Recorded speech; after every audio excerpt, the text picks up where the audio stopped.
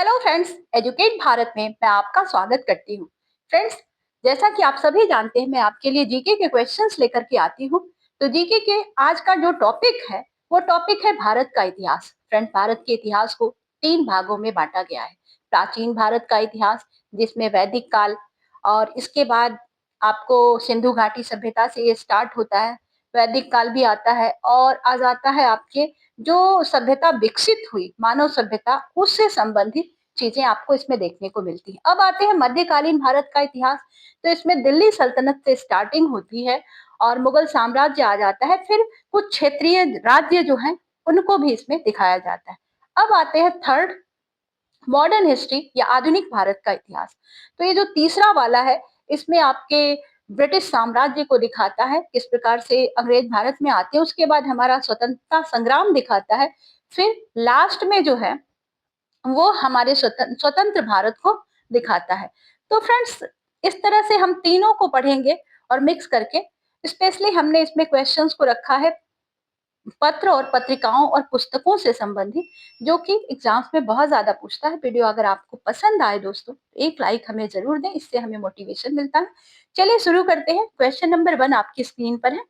सिंधु घाटी सभ्यता का सबसे बड़ा नगर कौन सा था?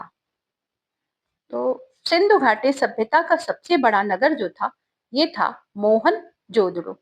मोहनजोदड़ो में एक विशाल स्नानागार भी मिला है और पक्की ईंटों के मकान, उन्नत जल निकासी प्रणाली या ड्रेनेज सिस्टम हम कह सकते हैं, यहाँ पर मिला है। इन सभी चीजों का आप जोड़ के याद रखिएगा फ्रेंड्स। अगर आपको हमारी वीडियो जरा भी अच्छी लगे तो एक हमें लाइक जरूर दीजिएगा। ऋग्वेद में कितने मंडल हैं? ऋग्वेद में कुल 10 मंडल हैं, जिसमें देवी देवताओं की स्तुति की गई है और यज्ञ संबंधी मंत्र संकलित हैं। बौद्ध धर्म के संस्थापक कौन थे? बौद्ध धर्म के संस्थापक थे महात्मा बुद्ध या गौतम बुद्ध। इन्होंने बौद्ध धर्म की स्थापना की और 4 आर्य सत्य या अष्टांगिक मार्ग का उपदेश भी दिया। जैन धर्म के 24वें तीर्थंकर कौन थे? तो फ्रेंड्स, जैन धर्म के 24वें तीर्थंकर थे महावीर स्वामी। महावीर स्वामी 24वें तीर्थंकर थे और इन्होंने ज्यादातर अहिंसा और तपस्या पर बल दिया। मौर्य साम्राज्य का संस्थापक कौन था? मौर्य साम्राज्य के संस्थापक थे चंद्रगुप्त मौर्य। इन्होंने मौर्य साम्राज्य की स्थापना की और चाणक्य इनके मार्गदर्शक थे। इन्होंने इनको निर्देशन दिया किस तरह से इनको इस साम्राज्य की स्थापना करनी है और आगे कैसे इसको चलाना है। अशोक का राज्य चिन्ह किस स्थान से लिया गया है? तो अशोक का जो राज्य चिन्ह है, ये सारनाथ स्थित अशोक स्तंभ से लिया गया है, जिसमें 4 सिंह हैं और ये भारत का राष्ट्रीय चिन्ह भी है। तो सारनाथ के अशोक स्तंभ से लिया गया है। गुप्त काल को किस नाम से जाना जाता है? तो दोस्तों, गुप्त काल को स्वर्ण युग के नाम से जाना जाता है। इसका कारण यह है कि गुप्त काल में कला, विज्ञान, साहित्य और प्रशासन की बहुत ज्यादा उन्नति हुई। प्रयाग प्रशस्ति की रचना किसने की? प्रयाग प्रशस्ति की रचना की थी कवि हरिसेन ने। हरिसेन एक कवि थे और इन्होंने समुद्रगुप्त, अपने शासक समुद्रगुप्त की उपलब्धियों का वर्णन किया है प्रयाग प्रशस्ति में। हर्षवर्धन की राजधानी क्या थी? तो सम्राट हर्षवर्धन की राजधानी पहले थानेश्वर थी, बाद में इन्होंने कनौज को अपनी राजधानी बनाया, लेकिन पहले थानेश्वर थी, ध्यान रखिएगा। फ्रेंड्स, अगर आपको हमारी वीडियो अच्छी लगे तो एक हमें सब्सक्राइब कर लें, जिससे कि आपको इस तरह की वीडियो लगातार मिलती रहे और आपका जो एग्जाम है वो बहुत अच्छे से हो जाए। राजतरंगिणी के लेखक कौन थे? बाणभट्ट, कल्हड़, हेमचंद्र, भवभूति। तो राजतरंगिणी के लेखक थे कल्हड़। राजतरंगिणी में क्या लिखा हुआ है? तो यह कश्मीर का इतिहास है दोस्तों, और कल्हड़ ने इसको लिखा है। दिल्ली सल्तनत का संस्थापक कौन था? दिल्ली सल्तनत के संस्थापक का नाम है कुतुबुद्दीन ऐबक। कुतुबुद्दीन ऐबक जो थे ये 1206 में इन्होंने दिल्ली सल्तनत की स्थापना की। 1206। गुलाम वंश का सबसे शक्तिशाली शासक कौन था? गुलाम वंश का सबसे शक्तिशाली शासक थे बलबन, और बलबन ने लोहा और खून की नीति को भी अपनाया, इन्हीं के नाम से जुड़ा हुआ है। और इन्होंने गुलाम वंश के सल्तनत को बहुत ज्यादा मजबूत भी करने का कार्य किया। अलाउद्दीन खिलजी ने कौन सी बाजार व्यवस्था लागू की? अलाउद्दीन खिलजी ने वस्तुओं की कीमतों को नियंत्रित करने के लिए बाजार में सुधार किए। तो कीमत नियंत्रित मूल्य नियंत्रण का काम इन्होंने किया। मुगल साम्राज्य का संस्थापक कौन था? मुगल साम्राज्य का संस्थापक बाबर को माना जाता है। 1526 में 1526 में पानीपत की पहली लड़ाई को जीतकर इन्होंने मुगल साम्राज्य की नींव को रखा। अकबर की धार्मिक नीति क्या कहलाती थी?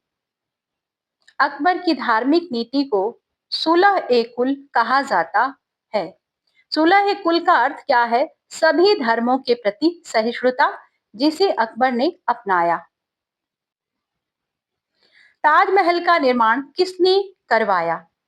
ताजमहल का निर्माण शाहजहां ने करवाया, और इन्होंने अपनी पत्नी मुमताज महल की याद में इसका निर्माण करवाया। औरंगजेब का पूरा नाम क्या था? तो औरंगजेब का पूरा नाम था मोइनुद्दीन मोहम्मद। मोइनुद्दीन मोहम्मद। उसने आलमगीर की उपाधि भी धारण की थी, इसको याद रखिएगा, क्योंकि ये क्वेश्चन आलमगीर की उपाधि किसने धारण की थी ये बार बार पूछा जाता है, कई पेपर में मैंने इसको देखा है। मराठा साम्राज्य के संस्थापक कौन थे? मराठा साम्राज्य के संस्थापक थे शिवाजी। इन्होंने मराठा साम्राज्य की स्थापना की और स्वतंत्र प्रशासन की प्रणाली को अपनाया। पेशवा कौन होता था? तो पेशवा जो है ये प्रधानमंत्री कहलाता था, और मराठा प्रशासन में प्रधानमंत्री को पेशवा कहा जाता था। और सच में अगर देखा जाए तो वास्तविक सत्ता पेशवा के हाथ में ही होती थी। पानीपत की तीसरी लड़ाई कब लड़ी गई? तो पानीपत की तीसरी लड़ाई 1761 में लड़ी गई, 1761, और यह मराठों और अहमद शाह अब्दाली के बीच में लड़ी गई पानीपत की तीसरी लड़ाई। भारत में यूरोपियों में सबसे पहले कौन आए? ये क्वेश्चन भी बार बार पूछता है दोस्तों कि कौन सा ये जो यूरोपियंस हैं इनमें से कौन पहले भारत आया? तो हम अक्सर अंग्रेज करते हैं, ऐसा नहीं है, अंग्रेज नहीं, पुर्तगाली भारत सबसे पहले आए, और जिससे पुर्तगालियों का आगमन हुआ। वास्को डिगामा जो था ये 1498 में आया, 98 98 1498 1498 में वास्को डिगामा भारत पहुंचता है कालीकट के तट पर। अगला प्रश्न है, प्लासी का युद्ध कब हुआ? तो प्लासी का युद्ध हुआ था 1757 में, 1757 में, और ये किसके बीच में हुआ था? तो अंग्रेजों और सिराजुद्दौला के बीच में। बक्सर का युद्ध किसके बीच हुआ था? तो फ्रेंड्स बक्सर का युद्ध हुआ था अंग्रेज और नवाब के बीच में। बक्सर का युद्ध 1764 में हुआ था, 1764 में, और अंग्रेजों और बंगाल, अवध और मुगल ये सभी मिलकर के, सभी शासकों ने मिलकर अंग्रेजों के साथ बक्सर का युद्ध लड़ा। स्थायी बंदोबस्त किसने लागू किया?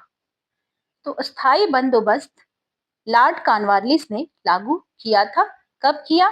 तो 1793 में, 1793 में लॉर्ड कॉर्नवालिस ने, ये एक तरह की टैक्स की नीति थी फ्रेंड्स, जिसमें कर लिया जाता था, वही नीति है ये। 1857 का विद्रोह कहां से शुरू हुआ था?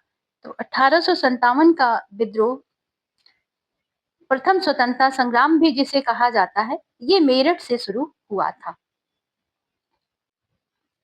भारत में सबसे पहले अंग्रेजों को व्यापार की अनुमति किसने दी? भारत में सबसे पहले अंग्रेजों को व्यापार की अनुमति जहांगीर ने दी। 1613 में 1613 में ईस्ट इंडिया कंपनी को सूरत में व्यापार की अनुमति जहांगीर ने दी थी। ईस्ट इंडिया कंपनी की स्थापना कब हुई? तो इंग्लैंड की महारानी एलिजाबेथ ने ईस्ट इंडिया कंपनी को चार्टर प्रदान किया और 31 दिसंबर 1600 में ईस्ट इंडिया कंपनी की स्थापना हुई। बंगाल का पहला गवर्नर जनरल कौन था? बंगाल का पहला गवर्नर जनरल था वॉरेन हेस्टिंग्स। 1773 के 1773 के रेगुलेटिंग एक्ट के बाद वॉरेन हेस्टिंग्स पहले गवर्नर जनरल बंगाल के बने। सोशल रिफॉर्मर पत्र किसने शुरू किया? सोशल रिफॉर्मर पत्र एम.जी. रानाडे जी ने शुरू किया। एम.जी. रानाडे ने सामाजिक सुधारों के प्रचार के लिए यह समाचार पत्र निकाला था। संवाद कौमुदी पत्र के संपादक कौन थे?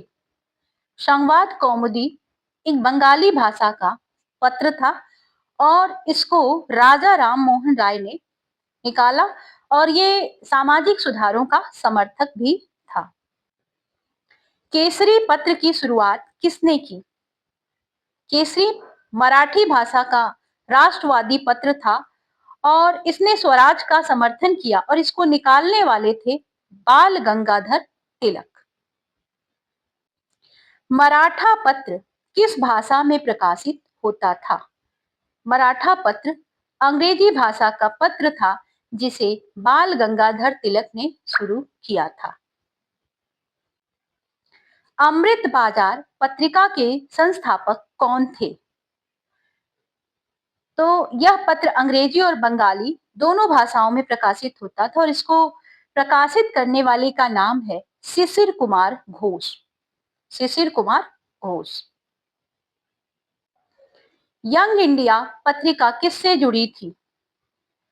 तो फ्रेंड्स, यंग इंडिया ये जो पत्र था इसके माध्यम से गांधी जी अपने विचार जनता तक पहुंचाते थे।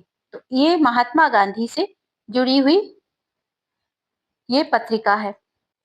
हरिजन पत्र किस उद्देश्य से निकाला गया? तो हरिजन पत्र जो था ये महात्मा गांधी ने समाज में समानता लाने के उद्देश्य से शुरू किया था या अस्पृश्यता उन्मूलन मतलब छुआछूत का निवारण करने के उद्देश्य से।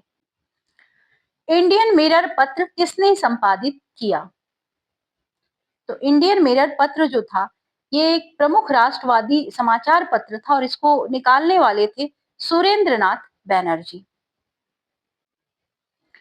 ड्रेन थ्योरी का प्रतिपादन किसने किया? तो ड्रेन थ्योरी का प्रतिपादन किया था दादा भाई नौरोजी और इसमें इन्होंने भारत से जो संपत्ति थी वो इंग्लैंड जाने के बारे में व्याख्या की थी।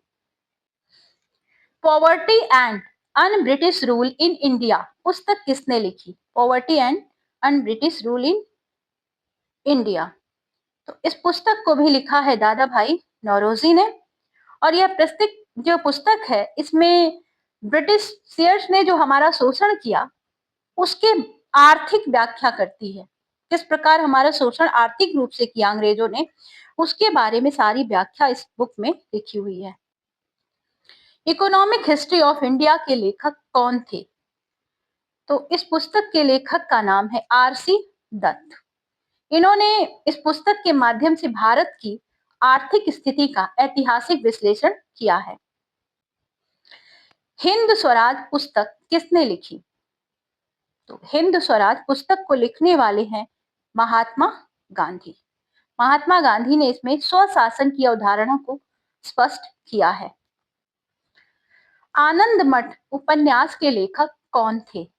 तो आनंद मठ ये जो उपन्यास है इसी में लिखा हुआ एक गीत वंदे मातरम जो बहुत ज्यादा फेमस हुआ, तो ये आनंद मठ से ही लिया गया वंदे मातरम और इसको लिखने वाले जो हैं हमारे राष्ट्रीय गीत को लिखने वाले बंकिम चंद्र चट्टोपाध्याय। वंदे मातरम पत्र किससे संबंधित था? तो ये जो पत्र है ये अरविंद घोष से संबंधित है, अरविंद घोष। और एक तरह का ये क्रांतिकारी राष्ट्रवादी पत्र था। अगला प्रश्न है, the Indian war of independence पुस्तक किसने लिखी? इंडियन वॉर ऑफ इंडिपेंडेंस, तो इस पुस्तक को लिखने वाले महान क्रांतिकारी बी.डी. सावरकर जी थे। इन्होंने इस पुस्तक में 1857 के विद्रोह के बारे में बताया है। डिस्कवरी ऑफ इंडिया के लेखक कौन थे? इस पुस्तक को लिखा है हमारे प्रथम प्रधानमंत्री जवाहरलाल नेहरू जी ने, और इस पुस्तक में इन्होंने भारत की संस्कृति और इतिहास का वर्णन किया है। यंग बंगाल आंदोलन किससे जुड़ा था?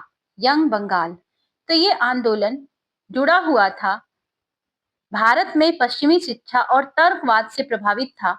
ये आंदोलन जुड़ा था हेनरी विवियन डिरोजियो, इनसे जुड़ा हुआ था। तो फ्रेंड्स आज के लिए बस इतना ही, मिलते हैं हम आपसे नेक्स्ट वीडियो में, तब तक के लिए goodbye. Thank you for watching video. अगर आपको अच्छी लगी हो तो सब्सक्राइब कर लें ताकि इस तरह की वीडियो आप देखते रहें।